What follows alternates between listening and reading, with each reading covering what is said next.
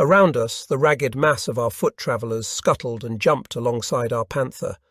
This road had fewer opportunities for cover than the main street, being open on one side, but this allowed the people to spread out into the fields to the left in an attempt to avoid the exploding shells which were falling all around us.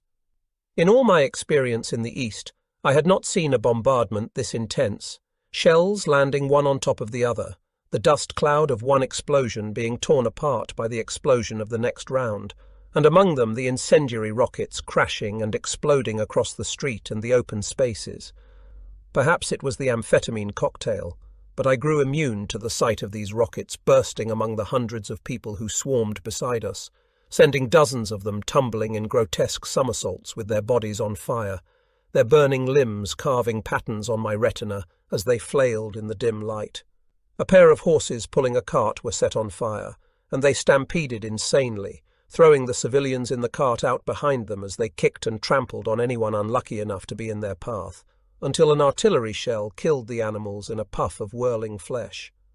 Several times we had to halt while the king tiger in front of us dealt with threats that appeared from one side or another, its turret traversing and spitting tracer from its coaxial machine gun into the night.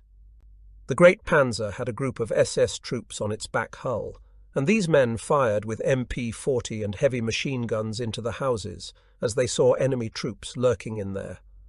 We came on a partly collapsed building which had Red troops firing from the rubble. An anti-tank rocket flew out from this strong point in a trail of fire and exploded against one of the huge concave wheels of the King Tiger. The wheel flew off, spinning like a coin, and for a moment I thought that the Panzer was doomed. But the SS men leaped from the hull and stormed the Red position, throwing themselves onto the enemy guns. The surviving Reds swarmed out, firing their machine pistols into the mass of troops and civilians, running and swerving among the throng and shooting at random. I pulled myself up through the hatch to see what was happening and grabbed my machine pistol, climbing out onto the hull when I realized what was taking place. In the light of the burning buildings, I could see these 10 or 12 Red troops, who knew they were about to die, but wanted to take as many Germans as possible with them, running madly through the ranks, shooting and yelling. Half of the Reds were felled in moments by shots or blows, and they disappeared under German boots as they were kicked and mauled to death. But others charged into a mass of civilians, shooting and cutting down women and children with sustained bursts of fire. One of these attackers was killed when an incendiary rocket landed near him, bounced into the air, and decapitated him as he ran. His body ran on for several meters, still firing his gun, until it stumbled and fell. I jumped off the Panther, feeling no pain from my wounds, and shot down 2 of the other Reds as they ran berserk among the fleeing civilians. Some of our troops came to my aid, shooting at the Reds and bringing them down, but many others, even those who had guns, were rooted to the ground with exhaustion or fear, and simply watched us as we, the more determined fighters, took on the enemy. In seconds, we had shot down all these Ivans, and the civilians were searching their bodies for food and pistols, even as the corpses steamed in the flickering light. I clambered back onto the Panther, my body still numb, my mind clouded. We drove on down this exit street for 50 meters, then 100 meters, away from the most intense area of bombardment. The artillery barrage slackened here, with the Red guns still focusing on the central part of the town, where a dreadful massacre must surely be taking place. Looking back to the central area, I could make out a mass of people, not hundreds, but many thousands of them, crawling out from the street exit, dragging themselves away from the fire zone. Behind them, the buildings of Central Halba were completely aflame, and shells were still bursting over the houses with a frantic rhythm. What was the fate of the thousands who were still trying to break through back there, through the rockets and shell bursts in between the collapsed houses? As if in answer to my question, a truck appeared in the exit from the main street, an open vehicle with a cab and a flat body. The body was loaded with troops and civilians, their bodies streaming with smoke and sparks. The truck was on fire, with flames erupting from its engine, and it careered out of control into the crowd in the open space, running down many people, who were then left where they fell. The truck rolled to a halt, and the flames around it grew and began to roar. I saw that none of the people on its body tried to move, dismount, or climb off. Either too badly hurt, too terrified, or too uncaring of their fate, they remained piled on the truck while it exploded into flames, and the fire consumed them rapidly. I looked ahead again, towards the darkness at the end of this road, a shadowy space not illuminated by flares, fires, or explosions. Beside us, the survivors on foot herded forward, following the panzers towards their hope of safety. We slowed to walking pace as I crouched on the turret top, communicating with my driver through the interphone, trying to make out what was ahead of us. I could not see the King Tigers, but I made out the exhausts of the Capo's Panther in the darkness, progressing slowly at an even pace. After several hundred meters, I noticed the people on the ground around us beginning to pick up speed, starting to run with their remaining energy towards the dark but silent area ahead. Motorcycles, trucks and horses streamed past us, dim shapes in the gloom, these vehicles and carts swerving among the foot traffic, all of us racing for the way out of Halber. "It seems that we are through, sir," my gunner said in my earphones. "There is nothing beyond. It looks like the road going west." I grunted a response, partly in doubt, partly because the pain of my back wound was starting to lever into my senses. My back was cool and wet, and I touched it to find it slick with blood. Perhaps when we were finally through, when we were crossing the land beyond Halber, then I could find a medic and have the wounds dressed. "I really think we're through," my driver said from his position down in the front hull. "I can see a sign ahead." "What does it say, sir?" I peered into the dark, my vision doubling as if I was drunk. There was a sign there, some kind of placard on a roadside tree, white with black letters, and as we approached I saw that it was a hand-painted route marker. "All German traffic, progress right. The secure route is through the railroad station by order Reich Field Police." I told the driver to rotate right and to advance slowly towards the station. The mass of people around us swarmed together, reading the sign, shouting out in hopes of deliverance, believing they were almost out of the Kessel. After 100 meters, we passed a solitary German soldier, in a clean, tidy uniform, a man who appeared well-fed and healthy. I was so accustomed to the sight of our ragged, patched-up infantry that I noted this immediately, even in the moonlight and in my drugged state. He directed us to the right, using a field police direction pointer, and he saluted professionally. I did not have time to note his insignia, and anyway, the light was getting too dim. Following his directions, we progressed right, and in a few moments I saw the iron footbridge of the railway station in front of us under the moon. More of these clean, professional German soldiers appeared beside the road, waving us forward and pointing to the station area. "We're through," my driver said. "See these field police fellows? They must have come up from the 12th Army Zone.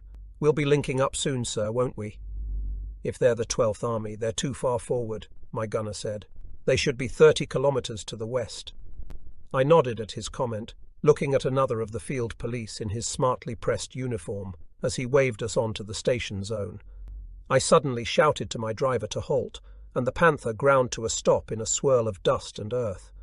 The foot traffic did not halt, but surged around us, a multitude of troops, civilians, and wheeled transports following the police directions to the station. Even the troops clinging to our rear deck jumped off, now that we were halted, and joined the crowd surging forward along the road. I looked down at the field policeman, his eyes invisible under the rim of his helmet, and his uniform devoid of insignia. "What unit are you with?" I called to him, over the noise of explosions from the town and the tramping of the foot soldiers charging past towards the station. "Field Police, Herr Feldwebel," the man saluted. I climbed down from the Panther slowly, with pain rippling through my spine, and stood in front of him. The hundreds of foot soldiers and civilians charged around us, shouting encouragement to each other. "Which unit of field police?" I asked the man, over the heads of the people rushing between us. "You must hurry, Herr Feldwebel," he called to me. "The Reds are close." "Which unit of police?" I shouted, being rocked and jostled by the many troops rushing past.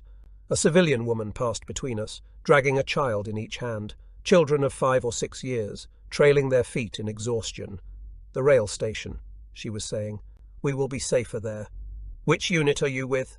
I shouted to the field police soldier. "Which unit?" He was gone. He had retreated into the shadows away from the road.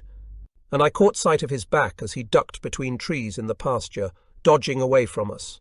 "Seydlitz Truppe," I yelled. "These are Seydlitz men."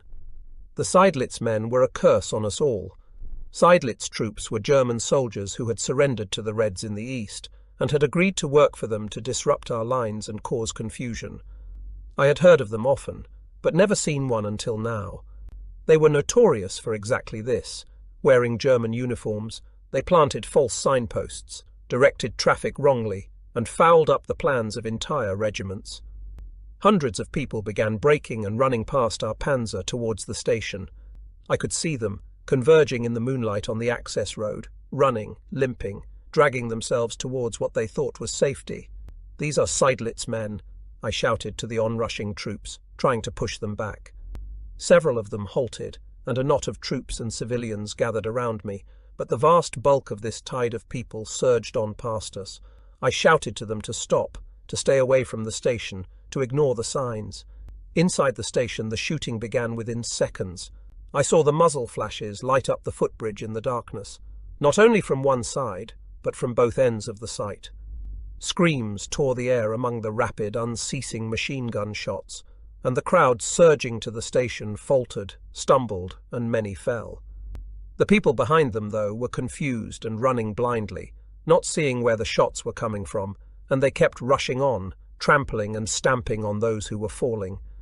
Within seconds, in addition to the massacre taking place inside the station, the ground around our panzer was strewn with wounded and trampled foot soldiers, civilians and children, as the crowd broke and began to run wildly for any available cover.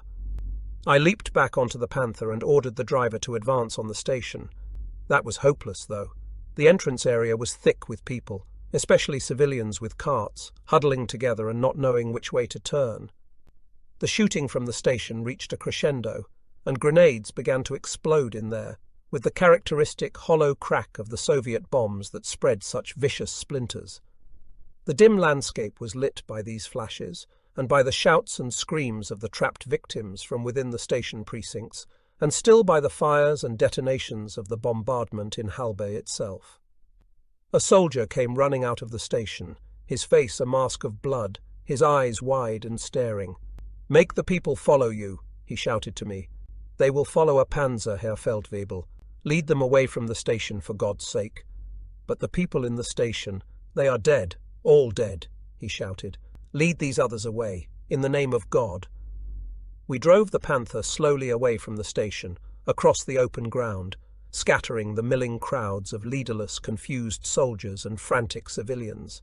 They formed up behind us, in the constant manner of stragglers, and stumbled after us as we moved away. I dreaded encountering landmines in this open space, or a return of the intense artillery bombardment, but we entered a heathland punctuated by bracken and scrub, in which, with only the moonlight and distant flames, it was difficult to make out any way ahead. A civilian man who knew the area climbed up beside me, and with his directions we crawled away from Halbe, picking up a narrow road that crossed the Halbe rail line at a barrier point. This crossing was strewn with abandoned trucks and equipment, and beyond it the road led west through overhanging trees, going into a forest. There were flashes here as artillery shells exploded in the fields on either side, but these were fired randomly and caused only limited casualties to the massed ranks behind us. It became too dark to navigate or to steer, and the danger of shedding a track or grounding the Panther and damaging its running gear was a constant anxiety. A shape loomed up in front of us, with two red glowing stacks, and we almost collided with the Capo's Panther, which was stationary at a curve in the forest track. We took the decision to halt and move on at first light. A few minutes later, at around 2 in the morning, our two Panthers were concealed under trees off the road, and the horde of infantry and others who had followed us away from the station were finding places to lay themselves down on the pine needles between the tree trunks. From among the infantry, we posted a perimeter guard, and then we broke into a forestry hut that our civilian guide found for us. Inside, in the dark, the Capo said, "So we are through Halbe. The King Tigers are somewhere ahead now. We have simply lost touch with them. We must carry on by ourselves for now. We have to watch out for those Seydlitz men. I hear that the station was packed with dead bodies, 3 or 4 deep. We can identify the Seydlitz men by their uniforms, I said. They are clean and well presented, unlike our troops. The capo peered through the window shutter at the crowds of troops and civilians outside. Our troops know that the war is lost, he said. How many want to fight now? Only a quarter or a third of our men will fight any longer.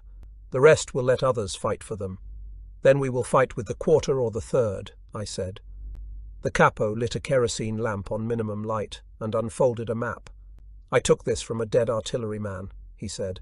See here, it shows where we are. He showed me our location. We were in a triangular stretch of woodland southwest of Halbe, which was bisected by the country railroad and by various forestry tracks. The map extended west to the Elbe itself, where the 12th Army were holding open the corridor that would lead us to the Americans. Between our patch of forest and the 12th Army were two remaining milestones to cross. First, the north-south autobahn that ran up and down this part of Germany, dead straight. We believed that the Russians had just charged up this autobahn in their advance on Berlin itself to the north.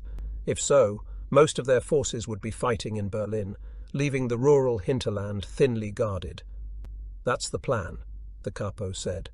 And after we cross the autobahn, we have to cross the railroad line, about 20 kilometers further. After that, we should find the 12th Army boys waiting for us.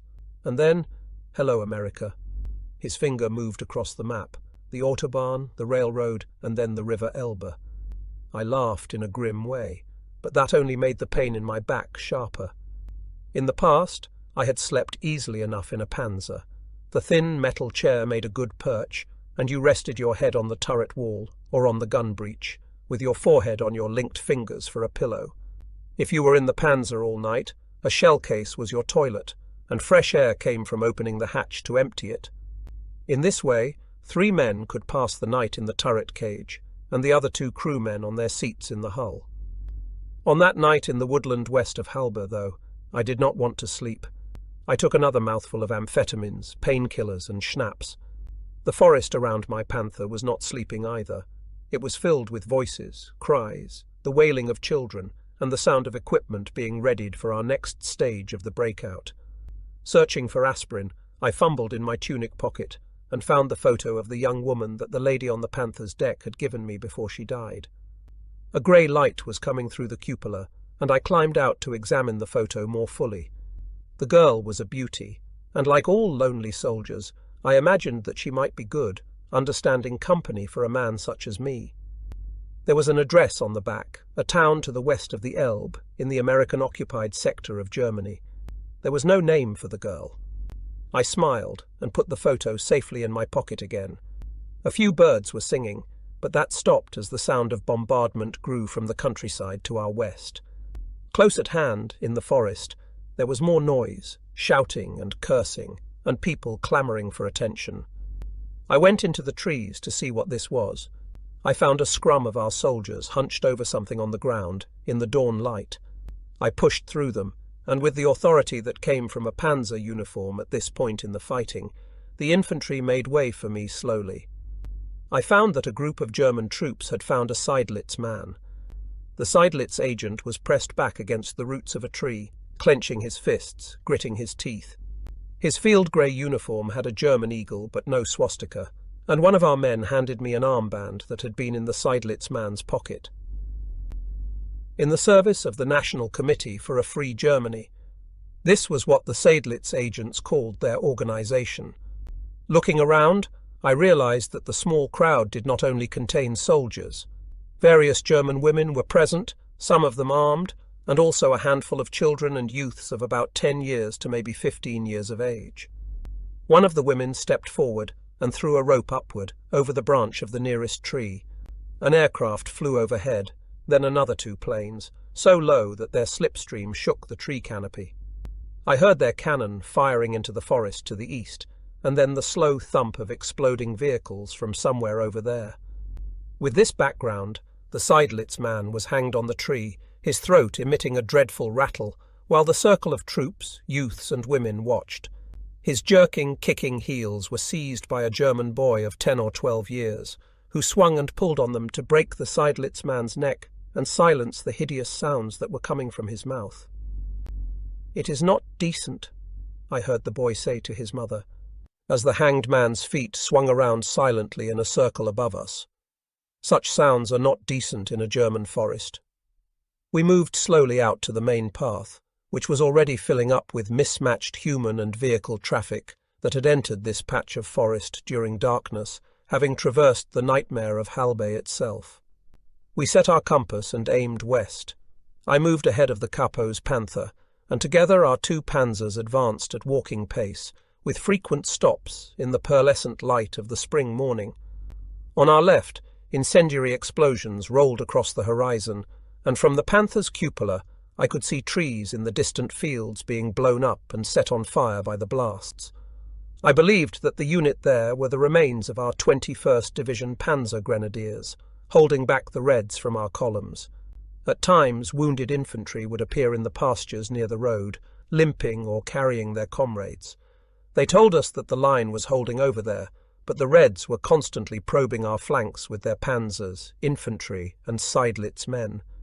The Sturmovicks came over us repeatedly, so often that the air was almost never free of the scream of their engines. There was a flak gun on a broken-down half-track at one point in a copse near the road, manned by a crew of Hitler Youth, Luftwaffe men and civilian girls. This ragged crew threw off their camouflage netting and foliage and fired up at the swooping red aircraft. They managed to hit one plane, sending tracer through one wing and causing a huge plume of flame to erupt from it. The Sturmovik flipped onto its back, with metal debris streaming out in the flames in its slipstream, and crashed into the forest ahead. The victory was momentary.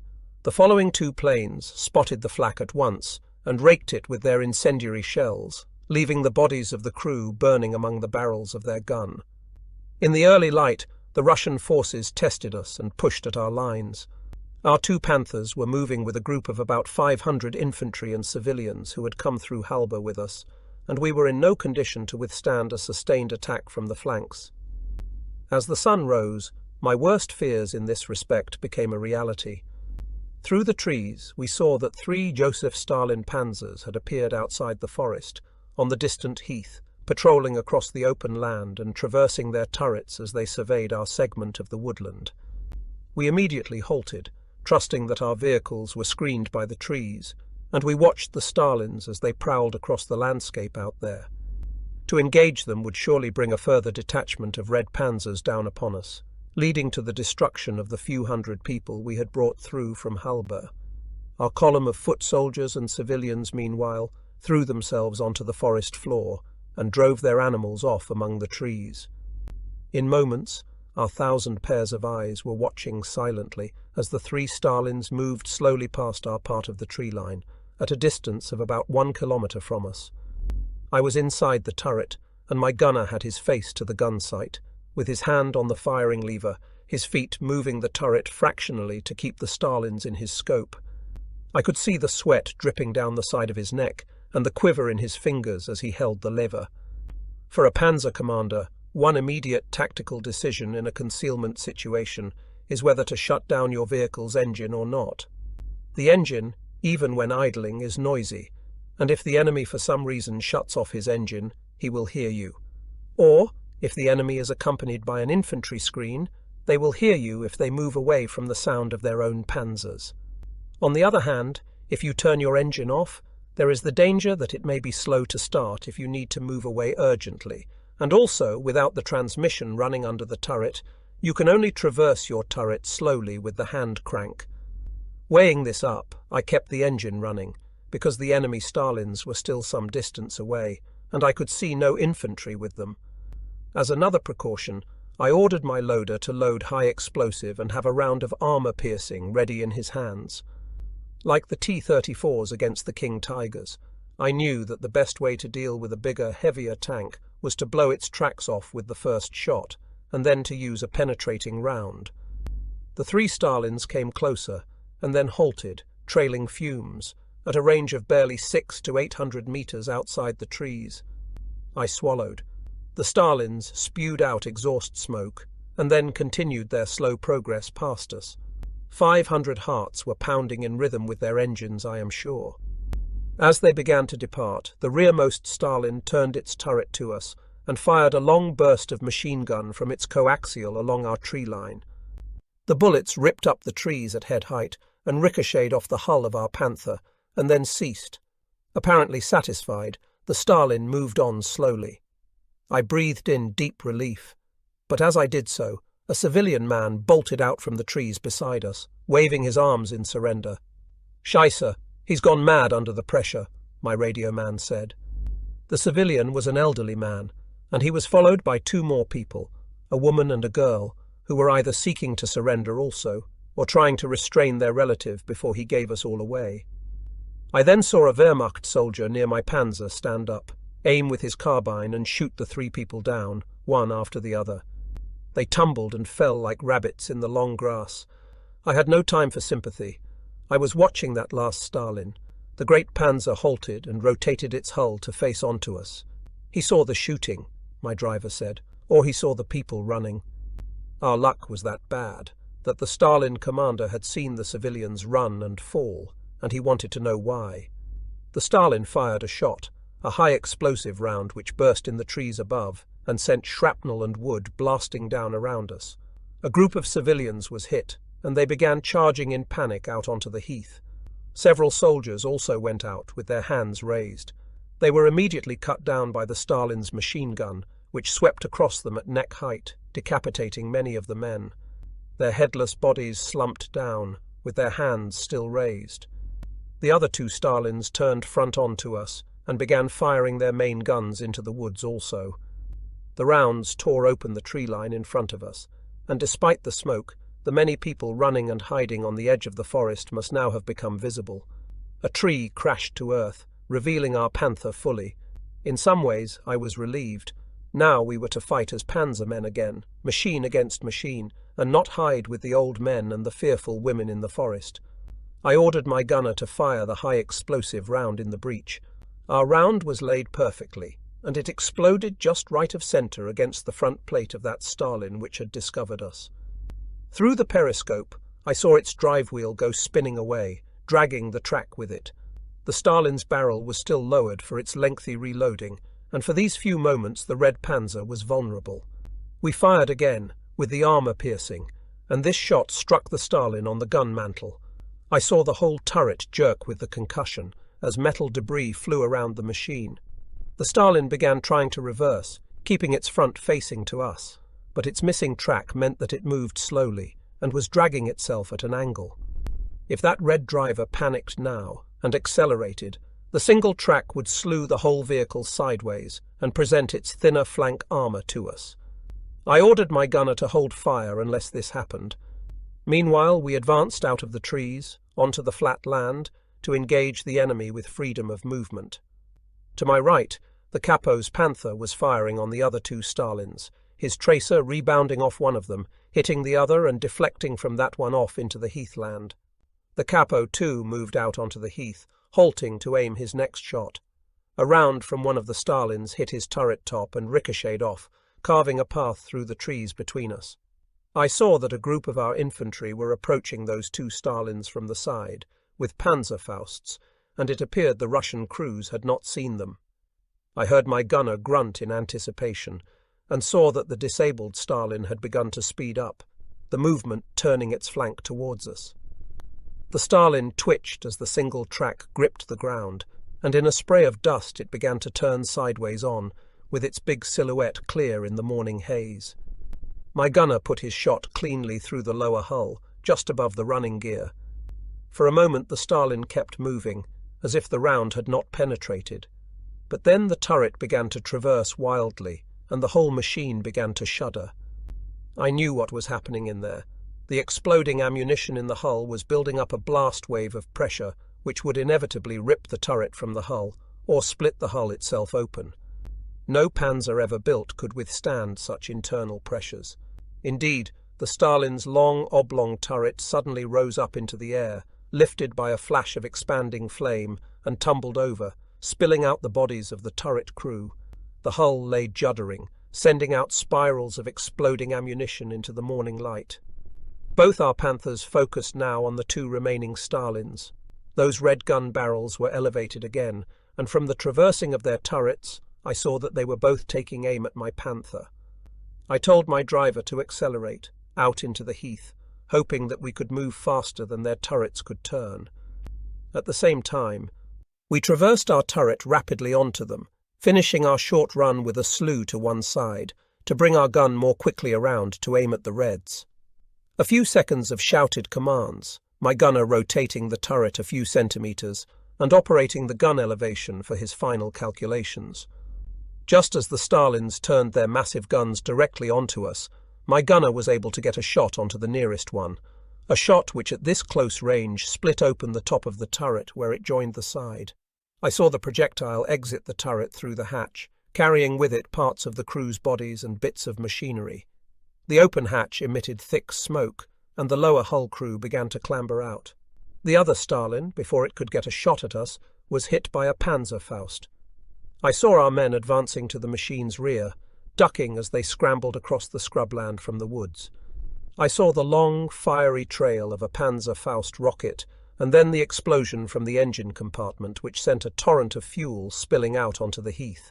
That crew also climbed out of their Panzer, and in a few seconds our men had rounded up half a dozen of these Russian crewmen, standing around them with their guns trained on them, while our two Panthers drove back to the road through the forest. We had won this small battle against great odds, but the smoke from the burning Stalins was marking our position clearly even in the morning mist, and for every Stalin that we destroyed, 5 could come to take its place. As we regained the road, with the Capo's Panzer in front, I saw that our infantry were shooting the captured Red crewmen, cutting them down one by one with single rounds. Then our men searched the bodies, removing what appeared to be cigarettes and items of food. Our troops had descended this low, scavenging scraps from enemy corpses. I told my driver to make the fastest possible speed on this narrow, uneven road. It was imperative that we get away from that scene urgently. I went up through the hatch and looked around. The 500 or so infantry and civilians were forming up behind us, hobbling, limping, or walking in our wake. If I expected congratulations on our rapid battle, none were forthcoming. The wounded were in their own world, and the civilians were ashen-faced and trembling. The mist overhead began to burn off in the sunlight. In a few minutes, the bombing began again, with Sturmovix passing overhead and dropping bombs at random through the leaf cover. I stood on the rear deck as wounded men and exhausted civilians began to drag themselves up on board, and I considered the state of the Panther. We had fuel for another 20 kilometers at best. The transmission was almost worn out. The engine was running hot, and the tracks needed to be removed, tightened, and their connecting pins checked, a procedure that would take half a day under normal circumstances. Our main gun ammunition was down to a handful of rounds, with almost none left for the machine guns. Our radio had stopped functioning properly, and we had no fire extinguisher or spare oil. The superb, slab-sided Panther kept rolling west at a walking pace, but for how much longer? This road passed through an area where the Russians had fought running battles with our forces in the days before. The forest was strewn with wrecked vehicles, both German and Russian. We passed a series of German ambulance vans, in which each of the wounded men had been shot in the head. The discovery gave renewed impetus to our column's march, as our 2 panzers and then the infantry and foot followers filed past the human remains, even as our loader jumped down to tap the vans for any possible fuel. We stopped at any intact vehicles that we found, to check them for fuel in the tanks, but somebody had been through the area ahead of us and drained every drop. There was a T-34 still in one piece, surrounded by the bodies of its crew, but the Russian panzers ran on diesel, not gasoline, and that fuel would cause our Maybach engines to foul up. The need for gasoline was becoming desperate, and preying on my mind as much as the explosions from aircraft and artillery which echoed around us. Around midday, in a clearing which was untouched by the battles, we came upon a remarkable thing. It was a Panther. The Panzer was stationary, halted among the ferns, apparently undamaged. It appeared to be virtually new, its paint unchipped and its tracks perfectly tensioned, with no mud or debris in them. Its hatches were closed and its gun was level. We halted and observed it for a minute. There was no sign of life. I walked across to the Capo's Panzer, climbed up among his wounded and discussed this with him. No markings or signs, the capo said, squinting at the beautiful, unmarked panther in the dappled light. It's just been abandoned, perhaps. Maybe it ran out of fuel. But then why did the crew not blow it up with the demolition charge? Maybe the crew surrendered or were killed outside the vehicle, I said. It could be full of gasoline and ammunition. It might start at the first try. The capo looked at me. You suggest leaving your panther and taking that panther? Or putting our radio man in that one? He can drive well enough, and he has no radio or gun ammunition anyway. We can pick up more Panzer crewmen along the road. Then we will have a force of 3 panthers. The capo rubbed his chin. But who would leave a panzer there like that? It looks like a red trick to me, as if they captured a panther and then left it here as a trap. Let me take a look, Herr Lieutenant. Be very quick and be careful. I went over to the panther and looked around it. I could see no cables or tripwires, and the ground appeared undisturbed. The machine looked the way that my machine used to, pristine, well-maintained, and very potent. I climbed up onto it and tried the commander's hatch. It slid to one side easily. I waited for a few seconds. There was an explosion which sent a torrent of fire up into the air to a height of 20 meters. I could hear debris flying around inside the Panzer as its ammunition detonated, and then, as I jumped clear and ran, the fuel tanks blew up with a force that suggested they had been completely full. I stumbled as a fireball rose over the Panther, and it was covered in burning gasoline. As I picked myself up, the capo laughed and ordered us to move on quickly. "You thought it was Christmas morning, Faust," he shouted at me. "You thought the Reds gave you a new Panther, but the Reds know how to set a trap, that's for sure." We left the magnificent Panther burning there, as the trees around it caught fire, and the Sturmovik aircraft overhead began to swarm towards the smoke. In the late afternoon, our road converged with several other tracks in an area of oak trees dotted with small houses inside the forest. The narrow roads were crammed with traffic and people, all heading west towards the north-south autobahn. Basic military discipline had broken down in this area. There was nobody directing the traffic, and panzers, half-tracks, motorcycle combinations and cars all scraped alongside each other as the final single road had to take all of the vehicles and people. The forest was dense overhead, but to either side was more open country, and we could hear the sound of fighting from left and right as the troops on the flanks fought to keep the narrow route open. I began to see, among the roadside bushes, small shapes that fluttered in the breeze and trailed long threads. These were the epaulets, shoulder badges and collar insignia of officers and NCOs who did not want to be captured with the enemy knowing their rank, and they had torn their markings off and thrown them away. Almost all of these were the badges of regular Wehrmacht or Luftwaffe troops, gleaming dully in the light. I saw a few SS markings strewn by the roadside too, the skull badge or the collar flashes that would identify them as the Russians' worst enemies. However, most SS men were identifiable by their high-quality camouflage uniforms or by their forearm tattoos which contained their blood group. For the SS, the only choice was to get to the west. The alternative was simply death. For years they had sown destruction in the east, and now the enemy had them in an iron claw. Slowly, we made our way towards the western edge of the forest and the great Autobahn road beyond. We managed to take some gasoline from a stranded truck full of Luftwaffe officer cadets, and we had to hold these boys back at gunpoint while we poured their cans of fuel into our panzers to gain another 10 kilometers of movement. This was the law of the Kessel. He who could take what he needed had to take it. The Luftwaffe cadets stood cursing and swearing vengeance on us as we left them behind.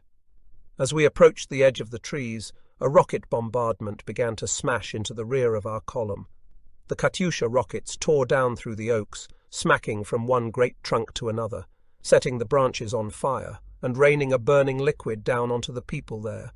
It was essential that we leave this forest, or everyone here would be consumed within hours. From the front of the column, an SS Panzer man came running beside the road, calling for all panzers or armor to move to the front. Behind him, a squad of SS infantry were moving along the road, pushing all unarmored vehicles or foot traffic to one side to let the panzers through. The capo's Panther and mine made our way forward in answer to the call, crushing cars or carts which had not been moved aside. We even had to bulldoze aside a complete 8mm gun, which was stuck on its trailer in a crater, blocking the path. Behind us, from out of the smoke of the burning trees, there appeared a convoy of Hetzers, the little self-propelled tracked guns that were fast and low, lightly armoured, but useful to have in any situation. It was amazing to think that the complete Hetzer vehicle, at barely 16 tons, weighed less than the turret on a King Tiger, which I believe weighed 18 tons. How many more Hetzers could Germany have built for the cost of the 500 King Tigers which we produced in total in our factories? 2,000 Hetzers or 3,000? What effect would this have had on the war? Such questions can lead to all manner of calculations and alternatives. We were joined also by a Panzer IV of a tank training regiment, crewed by youths led by an experienced NCO, who stood in his turret hatch in an old-style black Panzer tunic, as if he was rolling into Poland at the start of this whole war. With this clutch of vehicles, we moved up to the head of the column and dispersed among dense trees along the edge of an old gravel quarry. The quarry was full of wounded, who were set out on the ground among the stones, and these men called to us pitifully not to leave them behind. I turned my head away and tried to shut out the sounds, as we Panzer crews assembled with the SS men and moved quickly to the edge of the forest itself.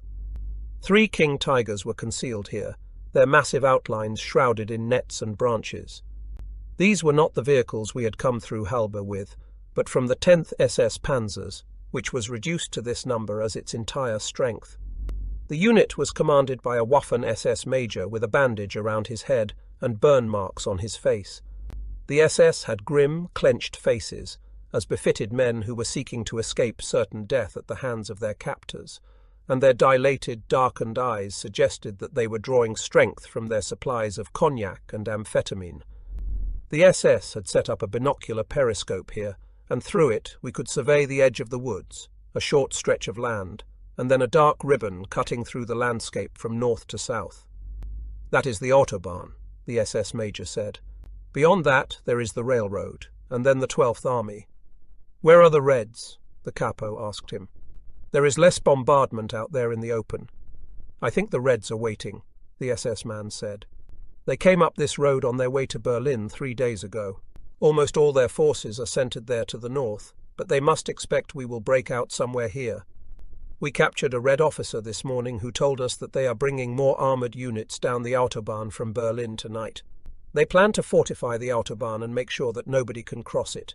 See, the Autobahn goes through a cutting which would be perfect to defend. If the Reds build up in strength there, we will never get past this point." "Where is this prisoner?" the capo asked. "He is dead now. The information is accurate, we made sure of that." The SS man lit a cigarette.